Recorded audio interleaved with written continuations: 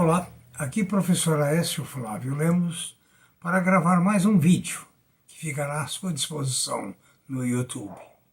Manifeste, pois, a sua opinião, o seu parecer, suas observações sobre este e outros vídeos. São 180 vídeos já gravados, a maioria útil e muito útil falando quanto ao tempo. Outros, algumas informações já estão superadas. Mas, de toda forma, é uma enciclopédia para o seu trabalho.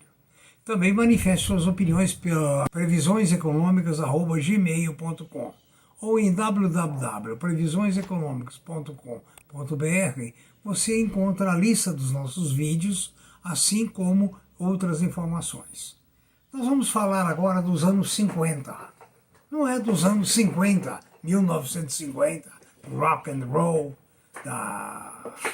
do início da liberdade sexual, não é nada disso. Vamos falar do ano 2050. Com quantos anos você estará em 2050? Bom, eu já não estarei mais em 2050. A gente já falou diversas vezes sobre a aposentadoria, os problemas da aposentadoria, as dificuldades da aposentadoria, o fato de que você é velho, você tem menos energia, mas gasta mais remédio, mais médico, fisioterapeuta e assim sucessivamente. Academias e etc. É uma fase difícil, a fase que, inclusive, em que eu me encontro. É uma fase que você já saiu do trabalho, da força de trabalho, você já está procurando alguma coisa que fazer, inclusive porque a aposentadoria, para mim, é um castigo. É um castigo porque quando você aposenta, você deixa o grupo, você deixa as novidades, você deixa as atividades e você perigosamente pode abraçar a inércia. E isso é um perigo muito grande, você abraçar a inércia.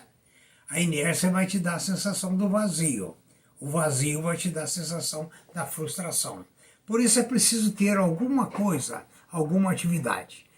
Mas então nós, quando advertimos a questão da aposentadoria, nós temos falado também, principalmente sobre o lado financeiro. Os traumas da inutilidade, nós já falamos das poucas forças que nós temos. E vamos lá no início da história. No Japão, onde eu vivi, quando uma mulher fica grávida ou o bebê nasce, a primeira coisa que a família faz, os pais fazem, é fazer dois investimentos. Um com maturidade para quando o jovem entrar na universidade. Ter uma poupança para que aquela despesa grande, inicial e posterior, não venha a causar maiores dramas no orçamento da família. E o segundo investimento é para a aposentadoria do bebê, para daqui 60 anos, daqui 70 anos, num fundo de pensão. Nós temos aqui no Brasil uma série de fundos de pensão com êxito, principalmente os fundos de pensão ligados a empresas privadas ou governamentais, com raras exceções. As governamentais só tiveram problema, ou só tem problema, quando existe interferência política. Interferência política, por tradição no Brasil, é nociva. Então, o resultado no Japão começam com a previsão para os estudos, a provisão para a velhice e assim sucessivamente. Aqui no Brasil nós temos, inclusive, alguns instrumentos, fora os fundos de pensão, os fundos de aposentadoria das empresas e das estatais. Nós temos o PGBL e VGBL. São dois fundos que se pretende, que se dizem que vão dar uma aposentadoria confortável. Mas veja bem, eles são administrados por bancos privados. Esses bancos, quando pegam esse dinheiro, normalmente eles aplicam nas próprias empresas, e às vezes até nas empresas que estão iniciando, não estão tão bem. E às vezes ele aplica justamente dentro do próprio banco a taxas favoráveis a ele. Além disso, o PGBL e VGBL tem a taxa de carregamento. Quando você deposita, digamos que seja 10% a taxa de carregamento, você paga R$100 no mês, só vai para crédito da sua conta 90. Então, existe um ônus. Agora, Vai ajudar lá na aposentadoria? Vai. Mas não é aquela ajuda. Né? Não é aquela ajuda. Vai ser aquela ajuda para os bancos, para as instituições que promovem o PGBL e o VGBL. Então, mas é também uma ferramenta de proteção para a sua aposentadoria. Né? Agora, eu inclusive trabalhei 18 anos numa universidade e sempre eu perguntava para os jovens qual é a sua maior preocupação. Raramente um ou outro dizia, não, é a minha velhice. Raramente. A maioria estava preocupada em casar, comprar carro, comprar casa, brincar, farrear e assim sucessivamente. E não é assim. É preciso que desde os primórdios da vida a gente pense na aposentadoria, no término do nosso período de trabalho, seja com 30 anos, seja nos anos 2030, 2040 ou 2050. Né? Nós estamos chegando, aí é uma coisa que deve agravar muito, nós estamos chegando no dia 15 de novembro de 2022, segundo a ONU, estaremos chegando a 8 bilhões de habitantes. É muita gente. Em 2023, a Índia vai superar a China em termos de população. A China hoje tem 1 bilhão e 400 milhões. Espera-se que em 2050 ela tenha 1 bilhão e 300 milhões, ou seja, 100 milhões a menos. O Brasil já está com taxa de crescimento decrescente. A África terá crescimento populacional. O país mais populoso do mundo nos anos 50 será a Nigéria. Estima-se que a população mundial estará em 8,5 bilhões em 2040. E assim sucessivamente. Depois haverá uma estagnação. Veja bem, uma questão da estimativa de vida. O índice continuará crescendo até um certo ponto. Agora, o que é que tem ocorrido que tem feito com que a taxa de crescimento seja cada vez menor? Mais cultura, os casais vendo mais dificuldade para educar, e objetivos diferentes, né? Porque até de 1950 até 2021, a média de nascimento por mulher decaiu de 2,3 para 2,1 aqui no Brasil. Veja bem, 2,1 não repõe a população.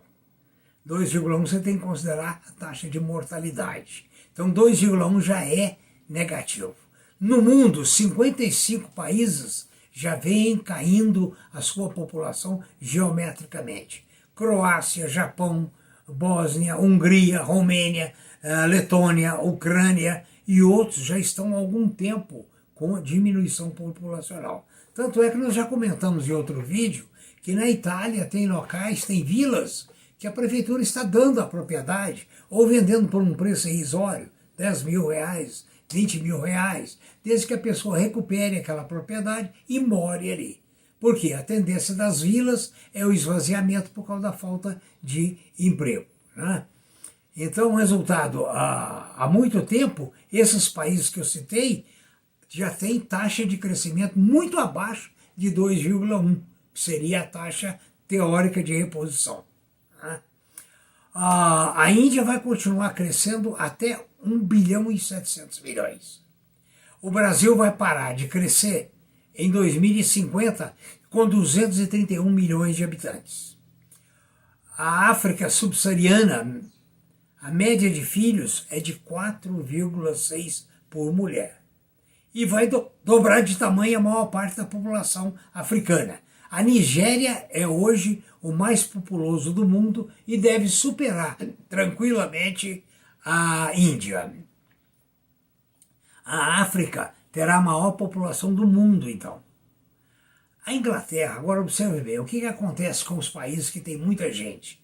Provoca imigração. Vocês veem todo dia notícia de que foi pego um navio, um ônibus, um carro, transportando imigrantes ilegais.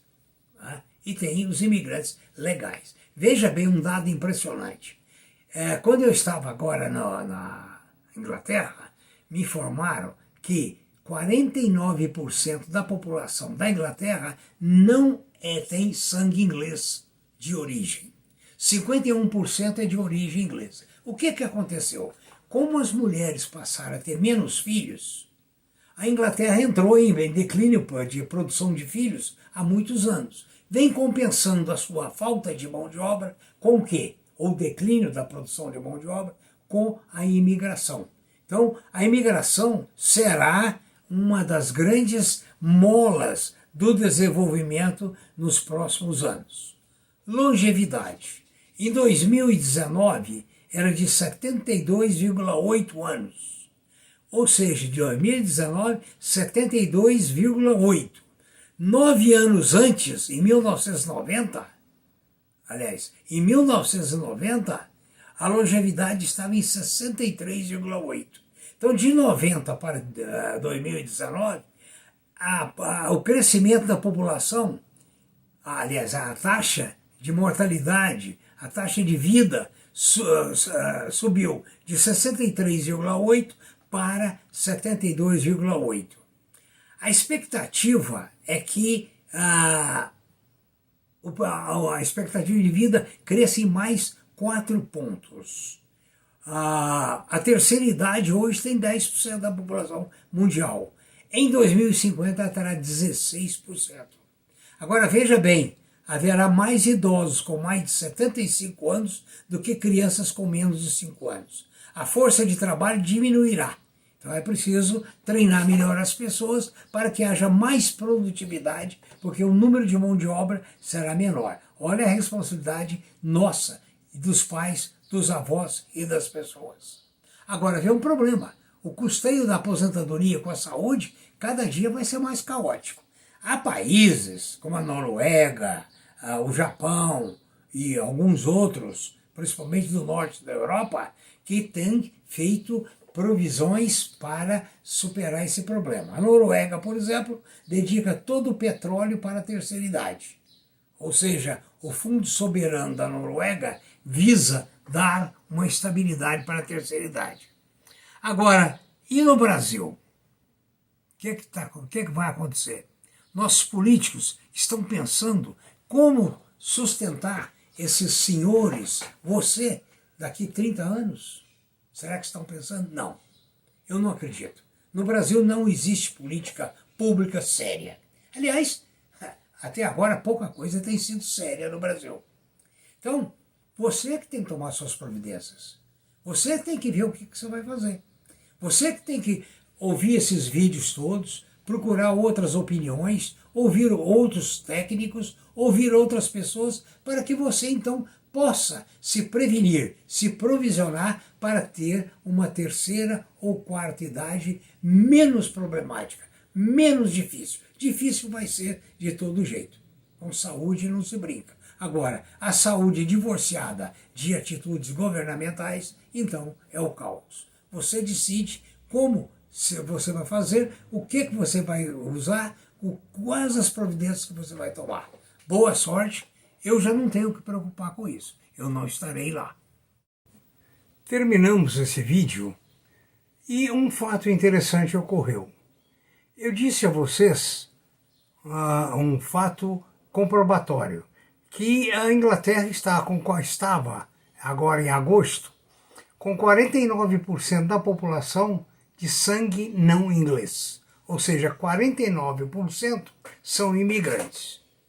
Agora, ou tem sangue de imigrantes. Podem ter a nacionalidade britânica, mas o sangue vem de outra nação. Agora, o que aconteceu essa semana? Rishi Sunak, um indiano, assumiu o cargo de primeiro-ministro do Reino Unido. Imagine, um indiano assumindo o cargo de primeiro-ministro da Inglaterra. Ele é, por outro lado, mais rico do que a família real. Ele tem uma fortuna estimada, se não me engano, estou procurando aqui, eu me perdi rapidamente, ele tem uma fortuna de 730 milhões de libras esterlinas, enquanto a Rainha Elizabeth tem ou tinha 370 milhões de libras. É interessante porque isso vem a comprovar o que eu havia exposto nesse vídeo, que o desequilíbrio populacional dos países adiantados, que restringe o nascimento de crianças por as conveniências da vida moderna, está sendo compensado com mão de obra importada, mão de obra de imigrantes. E isso vai acentuar a cada vez mais ao ponto de chegar em 2050, quando a Nigéria será o país mais populoso do mundo e, em consequência, devido a ser um país hoje pobre, não sei se amanhã vão descobrir alguma coisa, deverá ser um grande exportador de mão de obra. Então, Rishi Sunak e sua esposa, Ashata Murty, é o casal que hoje está como ele, primeiro-ministro inglês, num país de sangue britânico, orgulho britânico, primeiro-ministro de origem totalmente indiana. Aí um fato comprovando essa evolução patrimonial. Muito obrigado por esse adendo.